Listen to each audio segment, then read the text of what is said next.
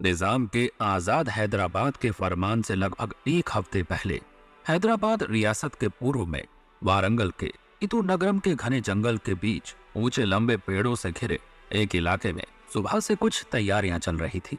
जमीन को साफ करके बने हुए एक गोल घेरे में लगे हुए लाल झंडों वाले तंबुओं पर लिखा हुआ था, तेलंगाना संयुधा पोरातम। हल्की आंच वाले अलाव को घेर कर बैठे वेणु और श्रीनिवास एक एक करके कच्चे चने की बालियां आग से निकालकर चबा रहे थे। जैसे कॉमरेड स्टालिन ने आखिरकार हिटलर का सफाया कर दिया, वैसे ही हैदराबाद में भी एक लाल सूरज उगेगा। हाँ, हमें भी डोरा जागीरदारों का सफाया उसी तरह करना है जैसे बोल्शिविकों ने नाजियों का किया। बिल्कुल कॉमरेड, जल्द ही हैदराबाद एक आजाद मुल्क होगा, जहां ना कोई जात होगी, ना जमींदार, ना मालक, ना नौकर, ना रियाया, ना निजाम।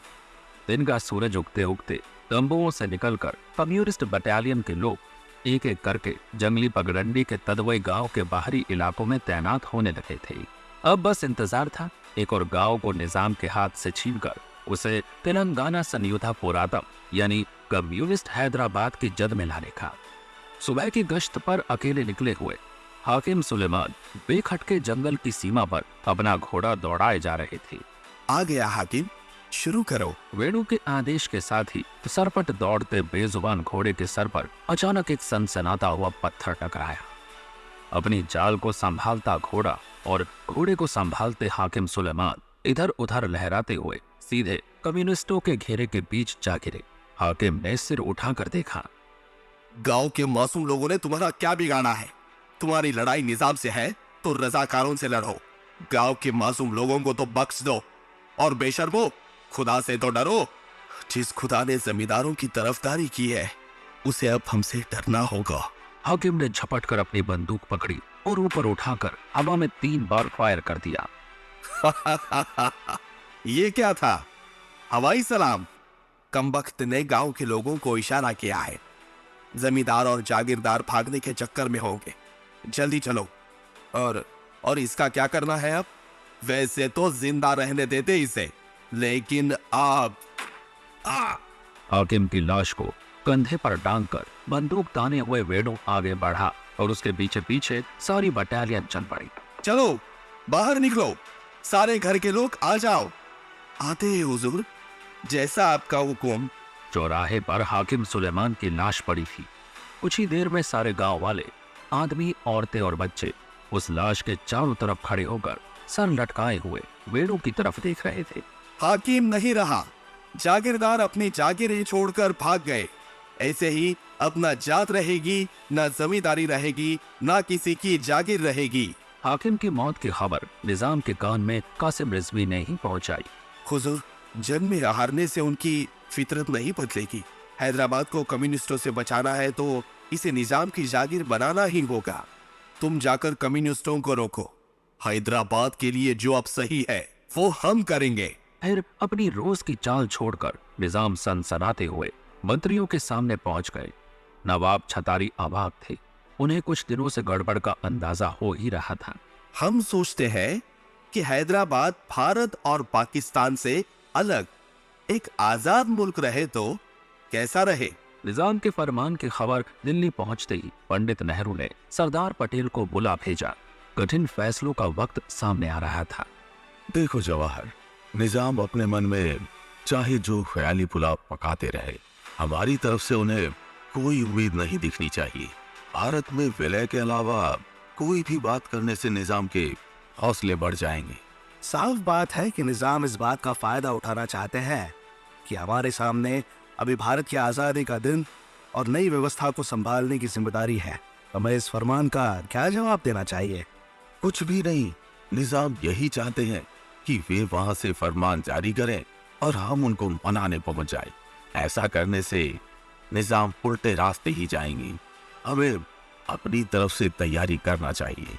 तैयारी किस चीज की? हैदराबाद में 20% मुस्लिम है, लेकिन राज उन्हीं का चलता है। मजलिस के लोग हैदराबाद को इस्लामी मुल्क मानते हैं। वे निजाम शाही को शरिया का पैगाम कहते हैं। ऐसे में जरा सी चूक से मसला सांप्रदायिक बन सकता है। इसलिए तैयारी तो हमें हर चीज की करनी होगी। सरदार की बात सुनकर पंडित नेहरू के चेहरे पर निराशा तैर गई। पिछले साल जिन्ना के कहने पर होने वाले डायरेक्ट एक्शन डे के भयानक कत्लेआम की यादें अभी भी सभी के मन में ताजा थी। तो सैनिक कार्यवाही का भी विकल्प खुला रखना होगा।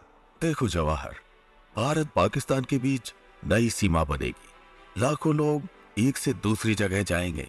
सेना का सारा ध्यान उसी तरफ होगा। निजाम भी जानते हैं, अगर उन्होंने इस बीच भारत के किसी हिस्से में कोई हरकत की तो हम उसे नजरअंदाज तो नहीं कर सकते। हैदराबाद ने भारत सरकार को ज्यादा इंतजार नहीं करवाया। फरमान जारी होने के कुछ ही वक्त बाद निजाम की तरफ से नवाब छतारी लॉर्ड माउंटबेटन से मिलने निकल पड़े थे।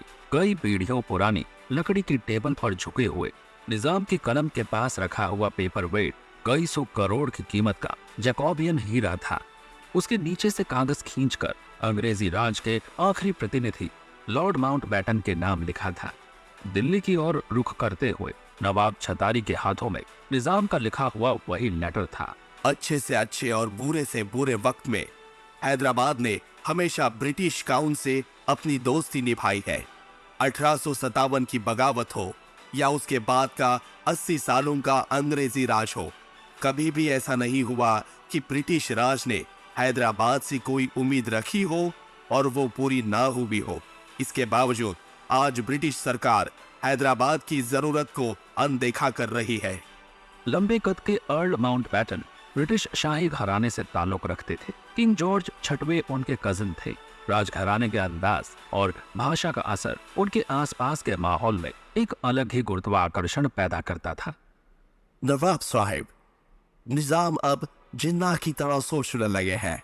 अगर वे अपनी जिद पर अड़े रहेंगे तो सबसे बेहतर तरीका होगा हैदराबाद की आबादी का वोट लेकर फैसला करना। अगर वो वक्त आ गया तो जो उन्हें अभी मिल सकता है वो भी नहीं रहेगा। मैं आपकी बात समझ सकता हूँ, लेकिन अफसोस है कि निजाम इस वक्त भारत से मिलने की बात उठाते ही भड़क उठते हैं। मैंने सोचा है कि उनसे बातचीत करने के लिए सर वॉल्टर मॉकटन को आपके साथ भेजूं। हो सकता है आपने पुराने दोस्त की सलाह सुनकर उन्हें कुछ समझ आए। माउंटन एक चतुर कूटनीतिज्ञ थे। पिछले कुछ वक्त से वे पाकिस्तान के समर्थक मुस्लिम लीग के नेताओं के इरादे सामने लाने के काम में लगे हुए थे। उन्हें इस बात का अंदाजा पहले ही हो चुका था कि जिन ताकतों के दम पर निजाम हैदराबाद की आजादी का सपना देख रहे हैं, उनके असली इरादों का निजाम को कोई अंदाजा नहीं है। बातचीत का पहला दौर शुरू हुआ। निजाम की बैठक में निजाम शाही के अधिकारियों के अलावा इत्तेहाद के भी बहुत लोग मौजूद थे। अक्सर साफ और कठोर बोले जाने वाले ऑफिसर के तौर पर पहचाने जाने वाले सर वॉल्टर मॉकटन ने अपनी बात रखी। मेरी एक सीधी और साफ सलाह है निजाम, अगर इस वक्त आप भारत सरकार और हैदराबाद के बीच का टेंशन कम नहीं करते हैं तो ये बहुत बड़ी बेवकूफ़ी साबित होगी। हैदराबाद भारत के बीचों बीच है, इसे अलग मुल्क बनाने की सोच बेमतलब है। माउंटन की बात का जवाब निजाम की तरफ से आने के बजाय कहीं और से आया। हमें आपकी बात मंजूर नहीं। हैदराबाद के राजकोष मंत्री अब्दुल रहीम इत्तेहाद के पक्के मेंबर थे। माउंटन के मुंह से विलय की बात सुनते ही खड़े होकर उन्होंने अपना राग शुरू कर दिया। भारत को जोर जबरदस्ती नहीं करनी चाहिए। हमारी पेशकश है कि आजादी की कार्यवाही पूरी होने तक हैदराबाद और भारत के बीच सारे कामकाज वैसे ही चलते रहे जैसे अंग्रेजी सरकार के साथ चलते रहे हैं। बाद में सही वक्त आने पर हम आपसी बातें करके मुद्दों को आगे बढ़ाएंगे। एक तरफ माउंटन की साफ गोई पर निजाम भरोसा करते थे और दूसरी तरफ अब्दुल रहीम की बात उनकी नई कूटनीति का हिस्सा थी। आखिर अंग्रेजी खजाने और ताज में जो हीरे जड़े हुए हैं वे हमारे गोलकुंडा से निकले हैं। ब्रिटेन और अमेरिका जरूर हमसे अच्छे रिश्ते रखना चाहेंगे। अगर उनका साथ रहा तो भारत हमें आजाद मुल्क मानने से इनकार नहीं कर सकेगा। ओह, आपको लगता है कि भारत सरकार और ब्रिटिश क्राउन इतने नादान है कि उन्हें आपकी कोशिशों का पता नहीं? लंदन में आपके लोगों ने फ्रेंच एम्बेसी जाकर फ्रांस को हैदराबाद की तरह करने की कोशिश की थी ना? आपको लगा आप ब्रिटेन की नाक के नीचे ये खेल खेल सकते हैं और किसी को पता भी नहीं चलेगा? जी वो तो। अब्दुल रहीम, सर वॉल्टर हमारे पुराने साथी है, आपको इनके सामने घुमा फिरा कर बात करने की जरूरत नहीं है। मॉन्कटन के चेहरे पर नाराजगी थी। वे अब्दुल रहीम को उनकी असलियत दिखाने के लिए पूरी तरह तैयार थे। फ्रांस ने आपको साफ मना कर दिया ना? आपको क्या लगा? आपको और रिजवी को समझ आ जाना चाहिए कि आपकी खातिर यूरोप के देश तीसरा वर्ल्ड वॉर नहीं करने वाले हैं। वोल्टर मॉन्कटन कूटनीति के पुराने खिलाड़ी थे और उन्होंने इतिहाद की चालों को बड़ी चतुराई से सबके सामने बेनकाब कर दिया था। अगली सुबह चार मीनार के सामने सुबह से एक भीड़ इकट्ठा हो रही थी। सुबह के नमाज के बाद निकलने वाले बहुत से नौजवान और अधेड़ एक साथ आते जा रहे थे। वो भीड़ धीरे धीरे एक जुलूस बनती जा रही थी। जुलूस कुछ ही वक्त में निजाम के महल के आसपास इस तरह उमड़ रहा था जैसे किसी शमशान के आसपास किसी मौके की तलाश में सैकड़ों चील कौवे मंडरा रहे हों। किसी ने निजाम के महल की ओर एक पत्थर फेंका और फिर नारे लगने शुरू हो गए। वॉल्टर मॉन्कटन वापिस जाओ, वॉल्टर मॉन्कटन वापिस जाओ, हैदराबाद के गद्दारों को सजा मिलेगी, सजा मिलेगी।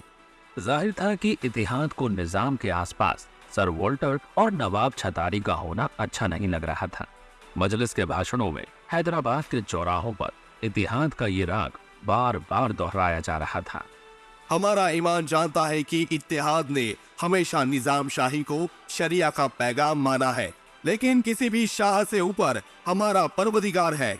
जो निजाम शाही शरिया का पैगाम हो, उसके लिए रजाकार अपने खून की आखिरी बूंद तक बहा सकते हैं, लेकिन जो निजाम शाही काफिरों के हाथ की कठपुतली बनेगी, उसे इत्तेहाद का साथ नहीं मिल सकता।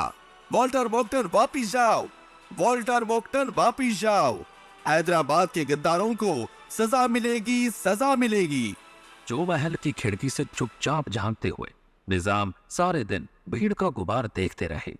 जब आखिरकार अंधियारी रात ने सारे शोरगुल को निगल लिया और लोग अपने अपने घरों में जाकर सो गए, तब भी जो महल की खिड़की से ताकती दो आंखें नींद से पूरी तरह मरहूम थी। रात के तीसरे पहर में आखिर निजाम ने खिड़की की ओर से मुंह फेरा और थके कदमों से धीरे धीरे अपने तख्त के पास पहुंचे।